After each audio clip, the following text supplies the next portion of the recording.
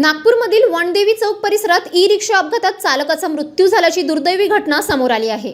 Police ठाण्याचे police उपनिरीक्षक रविकुमार सावतकर यांनी दिलेल्या माहितीनुसार 25 डिसेंबर रोजी दुपारी सुमारे 4 वाजताच्या सुमारास वनदेवी चौक येथे अचानक ई-रिक्षा अनियंत्रित होऊन पलटी झाली। या अपघातात ई-रिक्षा चालक गंभीर जखमी झाला।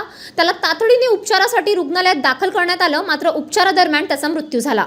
घटनेची नोंद संबंधित पोलीस ठाण्यात करण्यात आली असून पुढील तपास पोलीस करत आहेत। आम्ही डीओ अधिकारी असताना आम्हाला पोलीस कॉन्स्टेबल यांचा फोन आला की सर वनदेवी रोडवर एक अपघात झालेला आहे। जशी माहिती मिळतं आम्ही तसं आमचा स्टाफ घेऊन या ठिकाणी हजर झालो। या ठिकाणी लोकांच्या मदतीने जे मृत्यू हे होते जखमी होते त्यांना आम्ही हॉस्पिटलला पाठवलं आणि हॉस्पिटलमध्ये उपचारादरम्यान ते मरण पावले अशी माहिती मिळालेली आहे।